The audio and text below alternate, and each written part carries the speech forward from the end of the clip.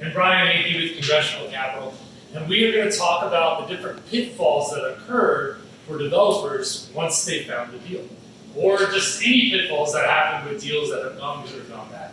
So Brian, you've got Congressional Capital, you lend to a lot of developers in the area, you develop a lot of projects yourself. So someone identifies the deal they're interested in.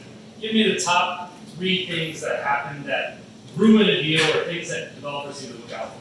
I'd say that for condominium deals, which I do a lot of financing of, the 3 things that really jump to mind are, first, you got to get a good contractor. It's incredibly important. If you have a contractor that you don't know and trust, or that gives you a budget, and the budget's $600 grand, it becomes $750 grand. There goes a big chunk of money for you. So my recommendation is find a great contractor, try to get a guaranteed max price for your deal, and that should help. And there are plenty of good ones. We can always refer you to someone. Number 2 is get a good architect, especially early. Someone who can teach you, what you need to be looking for on development deals. Whether it be whether you need a chimney extension from one of the neighboring properties, or you should be looking for solar panels or a heritage tree. Consultants, especially early on when you don't know a lot, are incredibly important. People often underpay their consultants, and then you don't learn anything, and your first product is not your most successful project. And then the third thing is, obviously find somebody who's going to invest in you in terms of, economically give you a loan and then help you along the way. And our stock and trade at Congressional Capital is we want to help our borrowers be successful. That's the most important thing. And we try to give them connections to consultants and all the help we can get. So that's kind of what I've seen over the years. Yeah. Before I chime in as the real estate agent, I think just without going into too much detail, Brian, give us an idea of maybe the heritage tree, because people don't really know what that means, and that could be a difference of the exit value of the condo project of $100,000, $200,000+, if not more, depending on the actual plan of the project. That's right. So what we do is we go to all of our development sites on my development side of the house before we ever buy them, and we look to see if there are any really large trees. So imagine going to a tree and trying to hug it, and if you can't hug it like this, you need to have it measured and see if it meets DC's criteria for a heritage tree, and if so, whether the tree is healthy, in which case you can't remove it, or unhealthy, you may be able to get permission to remove it, or just because it's above a certain circumference doesn't mean that it is a heritage tree, because certain trees that DC doesn't want to see as part of their tree canopy are not protected trees. So that seems really granular and specific, but that's why you need good people on your team to help you out, because we all learn these things. I'll bring up another example. Years ago, I was developing a property with Ed at DRB Properties, who's a great guy, and we were building something, and we went up a level beyond the neighbor's chimney. I'd never heard of a chimney extension at that time. DC didn't require them, and then overnight they decided, well, there's chimney extension. You need a chimney extension agreement. And then all of a sudden, you're scrambling to try to ask a neighbor to help you with an agreement that they don't want to give you anyways. And so, you really just have to be involved with teams of people that have their head in the game and really know what to look out for.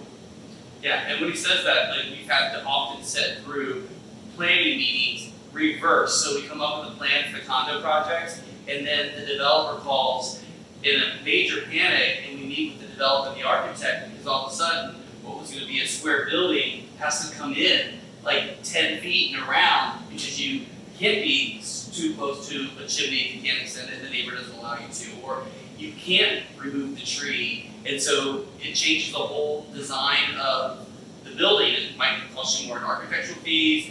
We're going to have to often reduce the exit pricing. So, it's, as Brian was saying, if you don't know that up front, what it could often be, what you think is going to be your profit at the end of the project could go away before you even start building the project. So there are many big hurdles that you don't want to have experience in. You want to hear about them only, and that's part of the reason we're here to kind of go over some of those details for education purposes. Yeah, what we really recommend doing is if you see that a neighbor has a chimney and you're gonna need a chimney extension agreement, really try to get a study period or a general inspection period so you can talk to the neighbor. We bought a project on my development side a few months ago where we knew the neighbor wasn't apt to give us an extension.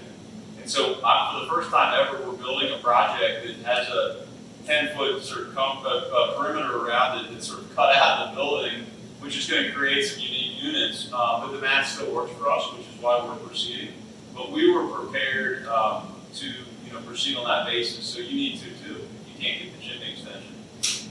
And if you got a good team though, you might come up with a plan to, if you're taking it and going around, maybe it becomes really great outside space. People pay per square foot a lot more for outside space often than they do interior space. So, it may not be the end of the world, but if you don't have a good experienced team that has done this, multiple times, and often multiple times a month in a year, you lose your creativity. And I think that goes back down to also your architects. I mean, the developers that we see that often fail, it's because they inherited plans from an architect. They just put them on paper. The developers don't come to an agent that knows how to review plans and how to price them based on the plans. And as we say, and this is I guess maybe into like some of the things that I see as well as Brian, but hey, I'm gonna sell 2 1-bedrooms and 5 2-bedrooms, and they're 800 square feet and 1,200 square feet. Okay, great, I can give you an idea, but I need to see the plans, and and that's how I need to see the square footages and the views. So those are the things if you are doing a project and you haven't had someone with education price them out. Let's face it, if someone's selling you a project, and especially if they're selling you a project with plans, they're going to give you their push, sometimes most often unrealistic numbers, and you need to dial it back. And the only people that are going to do that are often not the only ones, but the hard money lender, because he's investing money, the real estate agent, because if you don't sell them for your numbers, we all know who gets blamed when things don't sell. The agent, and then we don't get paid. We kind of like to get paid, and we don't get paid till the end. So you want us to be on your side. You don't want to call us 3 weeks before the building's finished. You want to call us before you even close, let alone before you start framing, so we can work on a realistic plan, which often first-time developers don't do, and it's problematic. Yeah, the other thing I think people make mistakes with early on in their career is that they're constantly shopping for a new agent, to tell them, what they want to hear, or a new architect who's a little cheaper, and they're not building a team. Trent and I met a number of years ago now, and he sold every single one of my projects, and aside from the fact that I like him, he's fun as hell to be around, it's because, he dives into the plans, figures out the best layouts, he's really good at that, he helps with the finishes, he's always been right on the estimated pricing, and I trust him most importantly. And I think when people screw up because they're like, oh, so-and-so agent will stroke my ego a little bit more. That's not what you want. You want people to tell you the truth. All these lines of business. And with the architects, I've used a number of different architects over the years, but what we do is we settle in on teams that really work well together over time. And that's, I think, one of the core principles is build a whole team out where everybody trusts each other and work together. So Trent, from a design standpoint, give me the 3 biggest mistakes you've seen. So the majority of the time, developers should not be picking out their own finishes without consultation, period. I mean, there are very few people that are good at everything, and if you're good at putting deals together or you're good at financing, you're probably not so good at picking out tile and wood floor colors, right? With that said, we always say, or I say, my team, but I really say, it starts with the floor plans, because when I look at the floor plan before we even get to the tile and the floors, where are we going to put our furniture? Because if we have this really beautiful floors and really beautiful kitchen, but all of a sudden we realize after framing that where the sofa's going to go is not where the TV is not across from the TV, but it's actually in the kitchen, and you got to ankle it. That's a problem. Or like today, he just cut 2 windows out of one of my projects, which saved me money, but also gives a place for the couch to go in what's really tight quarters, Because and I get it, like even architects, they get caught up in trying to figure out how much space they can provide to the developer for the plane of the land. but often it's not about the square footage. I've been selling real estate for 20 years, and yes, you want to look at square footage, but I've had too many buyers over the years focus on the square footage instead of the layout. If you give me 800 square feet or you give me 950 square feet, sometimes it doesn't matter, and you may go for the lower square footage if it allows you for better furniture placement, whether it's bedrooms, dining areas, kitchens that are open. So floor plans are really important, and floor plans, in my opinion, start with where your furniture is going to go 18 months from now when the building's actually done and you're going to stage it. Then it goes to the finish level. I always tell the developers, I will tell you where to spend your money and where not to. Because what I don't want to do is go to sell a project and then you tell me how expensive your kitchen cabinets were and how expensive your tile was, when the reality is a lot of buyers don't care as long as it looks nice. And so there's often a lot of, we can find out where to value engineer and where maybe you need to spend a little bit of your money. Like, don't spend a lot of money in the kitchen cabinets and then give me a large refrigerator that's going to stick out way past the cabinets. Let's spend a little bit less on the cabinets and do a counter depth so it looks nice and sleek. Especially when we're talking about condos, and an average condo is no more than 1,000 square feet often, so you need to give it a good flow. A little design tip that you pointed out at my house where I did not do a good job. So you've got this backsplash here, you've got the electrical outlets in them, but you can technically put the electrical outlets underneath the cabinets. Little tip that only Trent and Heminger will learn. The photographs a lot better too, right? Because at the end of the day, you're not selling it without buyers coming to look at it, and often buyers are coming to look at it without having good photographs. So, that's often sometimes too where you go to a tile store and you see this backsplash or tile for a bathroom and it looks really great, but I'm like, yeah, but the problem is it's not going to photograph well, and if it doesn't photograph well, it doesn't matter how nice it looks when I get it in the door, I might not be able to get it in the door, and that's a problem.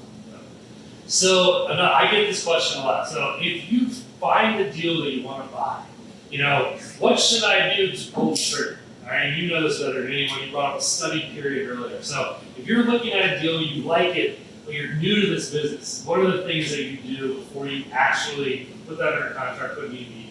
I'll take it a step back from that, which is before you even do that, you should try to get your team together, right? So, people come to me all the time and say, hey, I'd love to borrow money from you. I want to, talk to you about a deal. And until you have a deal, you really should build those foundations, with your lender and with your realtor you can trust on the dollars, on the exit comparable side, and with the contractor so you have a good execution plan. Because, if you can't get the money together at the end, it's not gonna work out for you anyways. So, but again, I think one of the mistakes people make is they don't build relationships really with anybody along the way. They're kind of sending in, email blast or our site saying we need a loan, but they've taken no time to build a relationship. And so, if we get that incoming deal versus one from one of our existing borrowers, where do you think we're going to spend the time? Obviously with an existing borrower. So you got to build relationships first, so that once you find that deal, you can jump on the deal and make it happen. Let's go on the positive side. So you got the mistakes that you can make. Give us some, positive things that you've seen from different borrowers of yours or successful projects that you've had that they've done right over the years. I'd say this. I use an example of someone I often use, which is Eder, whose company's ERB Properties. And the thing that he's done incredibly well over the years is he just always does right by people. Whatever the right thing to do is, he does it. And so if he's building next to a neighbor and they're upset about something, he handles it the right way. He gets in front of it and works it out. If he sells a condo to someone and something doesn't go perfectly, we all know he's going to handle it the right way. And so things, I think people make the mistake of trying to hold on to every dollar along the way, and then, in the process, upsetting people or pretending that problems will just go away. If the neighbor's unhappy about something, that's not going to go away, So get out in front of it, resolve it, be straight up with people. But it's pretty simple. It's like you teach your little kids. I've got 3 little kids. You just be honest and do right by people, and work really hard like Eder does and several other borrowers. Good things happen. And ask people, I think that it's a piggyback off of Brian's statement, and the first thing that, mine was the first thing Brian said, which is have your team in place. So, there are a lot of developers out there, hard money lenders and real estate agents that we're here to help, And like, if someone calls me and I don't think you're a good fit for me, like maybe I can refer you to someone else, or you ask another developer, who's a good agent, who's a good hard money lender, who's a good architect. So the ones that I actually trust, I've had plenty of, Deanna and I say often, like, our specialty is working with first-time developers. We work with several developers that have never done a project and execute one every year. And I would say the majority of the time, the ones that have not done it before, that we've been engaged with, often they buy it at the right price. And if they buy it at the right price and they trust their real estate agents, their architects, maybe, hard money lenders, Brian's really great about giving advice, they actually do very well. Because they understand that they are hiring experts to help them, and by doing that, they listen and they do well. We're on the positive, not the negatives, but the negatives are often when people think they know more than the people that do this all day long. Yeah, And I mean, he couldn't be more right. I mean, the people that are sort of know-it-alls and think that, just because I'm a lawyer, which I'm a former lawyer, or I'm a consultant or this or that, I'm smarter than you and I know it. Look, you may be smarter than me, you're smarter than Trent, but you haven't developed dozens of condo projects or loaned on hundreds of deals or sold thousands of condo units in Washington, so why do you think that you know everything? yeah, to be clear, Brian is much smarter than me. Nah, I do know a lot about condo sales. He's plenty. So, but it really is like a lot of things in life. It's about experience, and I've had so many first-time home or condo developers that have been very successful. And rarely do I have a first-time condo developer that we sell a project for that within the next 12 to 18 months, we're not selling 2 or 3 more because they are successful. We have a good team, and we just got a call today from someone. It happens all the time, and I think it's because they're successful because they're listening. I mean, my takeaway as listening to you guys and working with you guys, and what I've learned from you guys is, it's not about the interest rate you're getting necessarily, or will someone sell for 2% versus 2.5%? It's like, they're very consultative. So the amount of knowledge you can learn from him, just a coffee, which by the way, he goes to coffee with many people, so if you're out there, hit him up, Congressional Capital, at Athey, he'll go to coffee with you, he'll probably steal a lot of information. But even like you said, like you've sold some, I've done a baby flip here and there, and you gave some great ideas and increased the price, and I didn't care about the percentage we were paying the agent. So, I think. But you remember when you were like trying to sell me on your project too and reminding how nice it was? I think it's worth this much. I'm like, it is really nice, but it's still only worth this much. Exactly. Well, I don't know what we're talking about. That's why I find you experts. Ta-da! So man with experience. But anyway, look, everyone's busy out there. Appreciate you guys joining in. Like I said, Congressional Capital, Trent & Co. with Compass. I'm with Allied Title. If you have any questions, look us up. We'll point you in the right direction if we don't know the answers for you. So thanks a lot, guys. Thank you. Thank you.